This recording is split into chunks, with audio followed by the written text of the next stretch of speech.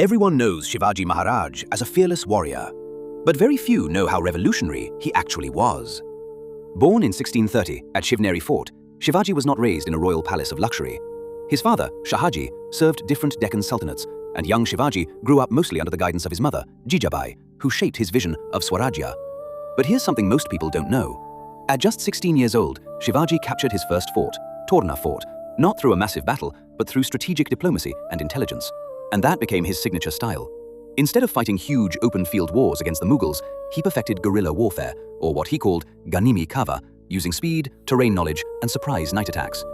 Another lesser-known fact, Shivaji built one of India's earliest organized naval forces. At a time when most Indian rulers ignored sea power, he constructed coastal forts like Sindhudurg Fort to counter Portuguese, cities, and British naval threats. He understood something centuries ahead of his time: whoever controls the sea controls trade. When he met Afzal Khan, the Bijapur general planned to kill him during negotiations. Shivaji anticipated betrayal.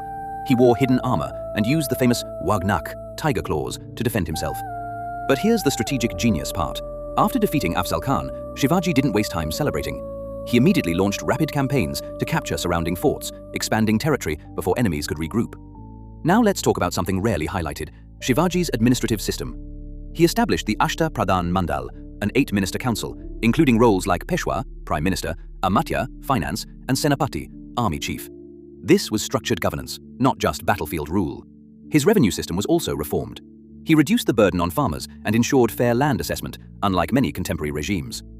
Another fact many don't know: Shivaji strictly prohibited harassment of women and religious places during war. Even enemy women were to be treated with respect. There are recorded incidents where he punished his own soldiers for misconduct. When he was invited to the Mughal court of Aurangzeb in Agra in 1666, he was placed under house arrest. But instead of accepting humiliation, he executed one of the most daring escapes in Indian history, hiding in fruit baskets and slipping out of the heavily guarded city. Within months, he was back in the Deccan, rebuilding power. In 1674, at Raigad Fort, he crowned himself Chhatrapati, formally declaring Hindu Swarajya. He revived ancient Vedic coronation rituals that had almost disappeared in medieval politics. But here's a surprising global detail. European traders, including the British East India Company, described him as an intelligent, disciplined, and highly strategic ruler in their records. He wasn't just a rebel king, he was a state builder. By the time of his death in 1680, he had built over 300 forts, created a structured navy, a disciplined army, and laid the foundation of the Maratha Empire, which would later challenge Mughal dominance across India. Shivaji Maharaj was not just a sword.